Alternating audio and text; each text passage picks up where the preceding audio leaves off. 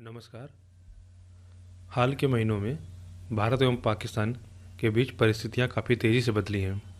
पिछले महीने 24-25 फरवरी की रात को भारत एवं पाकिस्तान के director general of military operation (DGMO) ने 2003 के सीज फायर एग्रीमेंट को साइन किया तथा उन्होंने LOC पर शांति बनाए रखने के प्रति अपना कमिटमेंट शो किया। उसके कुछ दिनों बाद पाकिस्तान के प्रधानमंत्री इमरान खान को श्रीलंका जाने के लिए भारत से हवाई रूट की परमिशन दिया गया। हाल ही में इमरान खान ने कहा कि वे भारत से अपने रिश्तों को सुधारना चाहते हैं। उसके 2 दिनों बाद यानी कल पाकिस्तान के आर्मी चीफ जनरल बाजवा का बयान आया कि वे भारत से संबंधों को सुधारना चाहते हैं एवं पुरानी बातों को भूलकर नए संबंधों को स्थापित करना चाहते हैं। तो वे क्या वजहें हैं जिनकी वजह से घटनाक्रम इतना तेज़ी से बदल रहा है, और क्या वाकई में सीज फायर एग्रीमेंट कायम रहेगा? जैसा कि पास्ट में देखा गया है कि सीज फायर एग्रीमेंट होने के बावजूद भी दोनों कंट्रीज सीज फायर वायलेशन करती हैं। इन्हीं सब बातों को आगे हम विस्तार से समझेंगे। सबसे पहले समझते हैं कि यह पूरा मामला है क्या। तो जैसे मैं पहले भी बता चुका हूँ कि 24-25 की रात फरवरी की रात को दोनों देशों के director general of the military operation, जिन्हें DGMO शॉर्ट फॉर्म में बोला जाता है, वे सीज फायर के लिए एग्री हो गए। यह एग्रीमेंट 18 सालों में पहली बार हुआ है, यानी लास्ट बार यह 2003 को हुआ था, जो कि कारगिल वार के 4 साल बाद किया गया था। हालांकि एक प्रयास 2018 में भी किया गया था, लेकिन वह विफल रहा। तो सवाल यह है कि ऐसे क्या वजह रही जिनकी वजह से दोनों देश सीज फायर एग्रीमेंट को राजी हुए तथा पाकिस्तान, जो हमेशा से भारत को अपना दुश्मन समझता है, अचानक उसके रवैये में परिवर्तन क्यों आया और वह भारत से शांति स्थापित करना क्यों चाहता है। तो इसे समझने के लिए हम इसे 2 भागों में बांटते हैं कि पहला कि कौन से फैक्टर जो पाकिस्तान को इस एग्रीमेंट के लिए राजी किया, और दूसरा इंडिया और अदर एक्सटर्नल फैक्टर, दोनों को एक में ही मिलाकर हम समझेंगे। तो सबसे पहले हम समझते हैं कि पाकिस्तान। तो सबसे पहले कि वे कौन से कारण रहे जिनकी वजह से पाकिस्तान के रवैये में नरमी आई है। तो इसको समझने के लिए हमें पाकिस्तान के प्रेजेंट सिचुएशन को समझना बहुत ही आवश्यक है। सबसे पहला, सिंकिंग इकॉनमी। इस वक्त पाकिस्तान में इकॉनमी अपने सबसे बुरे दौर से गुजर रही है।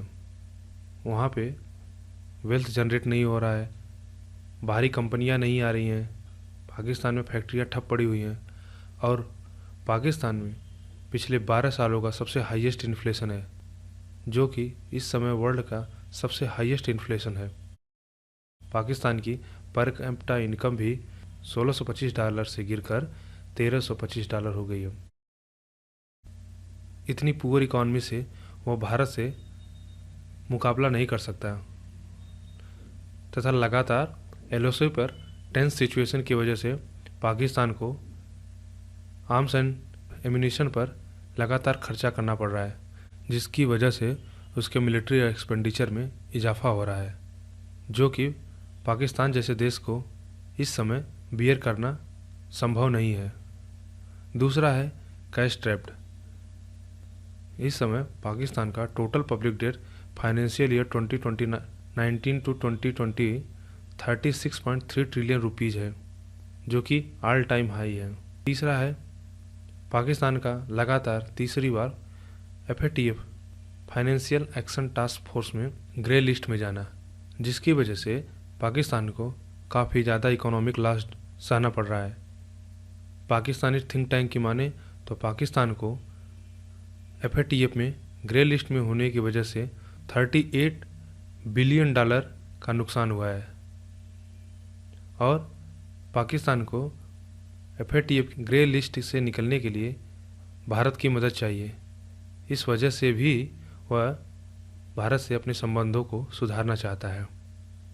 चौथा, mounting pressure on Pakistan government. यह भी एक मुख्य कारण है। जिस प्रकार से इमरान खान सरकार के विरुद्ध अपोजिशन पार्टी यानी पीडीएम एकजुट होकर पाकिस्तानी गवर्नमेंट पर प्रेशर डाल रही है, उस वजह से भी इमरान खान की सरकार बैकफुट पर है। पहले से ही पाकिस्तान में हाई इन्फ्लेशन और वेल्थ क्रिएशन न होने की वजह से इमरान खान गवर्नमेंट और आर्मी को काफ़ी परेशानी हो रही है। इस समय पाकिस्तान में यूथ अनएम्प्लॉयमेंट रेट 8.6% है, जबकि पाकिस्तान की टोटल पॉपुलेशन का 64% पॉपुलेशन 30 एज के नीचे है। इन सारी वजहों के कारण पाकिस्तान के पास दूसरा कोई ऑप्शन नहीं है सिवाय भारत से अपने संबंधों को सुधारे एवं एलओसी पर सिचुएशन को नॉर्मल करें। आइए अब समझते हैं कि वे कौन सी वजह थी जिनकी वजह से इंडिया को यह एग्रीमेंट साइन करना पड़ा।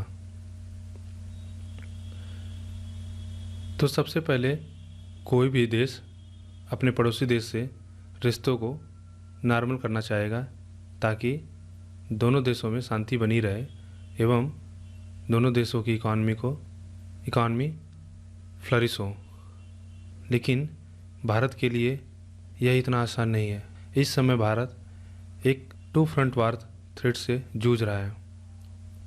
जब 2009 में आर्मी यह बात कहती थी कि भारत को एक टू फ्रंट वार का खतरा हो सकता था, उस समय गवर्नमेंट यह कह के टाल देती थी कि वे चाइना से बॉर्डर इश्यूज़ को डिप्लोमेसी के थ्रू सॉल्व कर लेंगे। लेकिन जब 2020 में इंडिया चाइना बॉर्डर क्लैश हुआ तो यह पूरी तरह से स्पष्ट हो गया कि भारत के लिए चाइना एक बिगर थ्रेट है। लेकिन चाइना जैसे एडवर्सरी से मुकाबला करना इतना आसान नहीं है।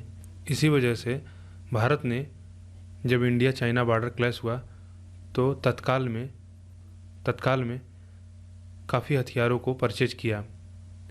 लेकिन भारत की मौजूदा इकोनॉमिक स्थिति अभी उस स्तर पर नहीं है कि वह भारत एवं पाकिस्तान से एक साथ में युद्ध कर सके, क्योंकि उसके लिए काफ़ी मात्रा में आर्म्स एंड एम्यूनिशन चाहिए, जिसके लिए भारत को उन्हें परचेज करना पड़ेगा। लेकिन पिछले 3 सालों से भारतीय इकॉनमी उतना अच्छा परफॉर्म नहीं कर रही है।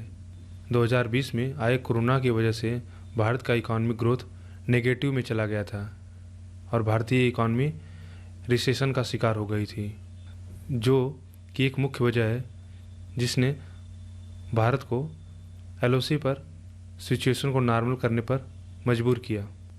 तीसरा, नेबरहुड फर्स्ट पॉलिसी। मौजूदा मोदी गवर्नमेंट की नेबरहुड फर्स्ट पॉलिसी है, जिसमें वे अपने नेबरहुड से अच्छे रिलेशन बनाकर रखना चाहते हैं। इसी वजह से जब भारत ने पूरे वर्ल्ड में कोरोना की वैक्सीन देना शुरू किया तो वे सबसे पहले अपने पड़ोसी देशों को दिया, जिसे कोविड मैत्री या वैक्सीन मैत्री कहा गया। और एक इंटरेस्टिंग चीज़ यह भी देखा गया है कि जब भारत एवं चाइना से बॉर्डर क्लैश हुआ तो ऐसा अनुमान लगाया जा रहा था कि पाकिस्तान भी एलओसी पर कुछ हरकत कर सकता है। लेकिन पाकिस्तान आश्चर्यजनक रूप से शांत रहा, जिसकी वजह से भी गवर्नमेंट को यह लगा कि पाकिस्तान को एक चांस देना चाहिए ताकि दोनों देशों के बीच में रिलेशन नॉर्मल हो सके। और चौथा कि changing new world order. Post Covid world के बाद दुनिया में काफ़ी ज़्यादा परिवर्तन हुए हैं। भारत का क्वाड मेंबर में खुलकर शामिल होना। दूसरा, अफ़गान पीस डायलॉग के लिए अमेरिका का मानना है कि पाकिस्तान उसमें एक की रोल प्ले कर सकता है। लेकिन पाकिस्तान का अटेंशन यदि एलओसी के पास रहेगा तो वह अफ़गानिस्तान में अमेरिका की मदद नहीं कर सकता। इस वजह से अमेरिका चाहता है कि पाकिस्तान का पूरा ध्यान अफ़गानिस्तान में हो, उसे वहाँ से निकलने में मदद कर सकें। भारत भी एक की प्लेयर है। इस वजह से हो सकता है कि इन तीनों देश के बीच में एक म्यूचुअल अंडरस्टैंडिंग हो ताकि अफ़गानिस्तान में शांति लाई जा सके। लेकिन अब सवाल उठता है कि क्या यह सीज फायर सफल हो सकता है, क्योंकि एक बार 2018 में इस प्रकार का प्रयास किया जा चुका था जो कि असफल हुआ था। भारत एवं पाकिस्तान के बीच में एक सफल प्रयास 2003 से लेकर 2006 के बीच में हुआ था, जिसके बीच में एक भी सिंगल बुलेट फायर नहीं हुई थी। लेकिन 2006 से लेकर अब तक 14,000 बार सीज फायर वायलेशन हो चुका है। सीज फायर वायलेशन की सिचुएशन तब और बुरी तरह से ख़राब हो गई जब पठानकोट एयरफोर्स बेस पर 2016 में पाकिस्तान ने आतंकवादी हमला कराया। उसके बाद इंडियन आर्मी कैंप उरी में हमला हुआ, जिसके बाद से भारत एवं पाकिस्तान के बीच रिलेशन पूरी तरह से ख़राब हो गया। जब पाकिस्तान ने पुलवामा टेरर अटैक करवाया जिसमें भारत के 40 सीआरपीएफ जवान शहीद हो गए, उसका बदला लेने के लिए भारत ने पाकिस्तान में घुसकर जैश ए मोहम्मद टेररिस्ट के ट्रेनिंग कैंप पर सर्जिकल स्ट्राइक किया था, जिसकी वजह से दोनों देश में युद्ध जैसे हालात हो गए थे। 2016 के बाद से सिचुएशन इतनी गंभीर हो गई थी जिनकी वजह से एक भी सार्क सम्मेलन नहीं हो सका है। तो क्या यह सीज फायर एग्रीमेंट दोनों देशों को एलओसी पर बुलेट फायर करने से रोक सकेगा? तो इस बात की सफलता दो बातों पर डिपेंड करती है। सबसे पहला है कि क्या दोनों देश इसे केवल शॉर्ट टर्म के लिए देख रहे हैं, यानी वे चाहते हैं कि अभी अपनी इकॉनमी पर फोकस किया जाए, या अफगान पीस डायलॉग की वजह से, या अन्य कोई कारण, या दूसरा कि वे चाहते हैं कि दोनों देशों के बीच में एक शांति कायम रहे। यदि वे चाहते हैं कि एलओसी पर शांति बनी रहे तो संभव है कि यह सीज फायर सफल हो सके। दूसरा, दोनों देशों को यह एश्योर करना होगा कि उनकी फॉरेन पॉलिसी उन देशों के डोमेस्टिक पॉलिटिक्स का, क्योंकि ऐसा देखा जाता है कि दोनों देशों की डोमेस्टिक पॉलिटिक्स वहाँ की फॉरेन पॉलिसी को काफ़ी प्रभावित करती है। यदि दोनों देश इसको रोकने में कामयाब होते हैं तो भी सीज फायर एग्रीमेंट को सफल बनने की संभावनाएं बढ़ जाती हैं। इन सब के अलावा यह कदम सराहनीय है कि दोनों देशों ने सीज फायर एग्रीमेंट को साइन किया है, क्योंकि साउथ एशिया में हालात काफ़ी टेंस हो गए हैं। अब आपको क्या लगता है कि भारत एवं पाकिस्तान के बीच हुए सीज फायर एग्रीमेंट सफल हो सकता है या असफल होगा, तथा भारत को यह सीज फायर एग्रीमेंट करना चाहिए था या नहीं? आप अपने सुझाव कमेंट सेक्शन में लिख सकते हो। धन्यवाद।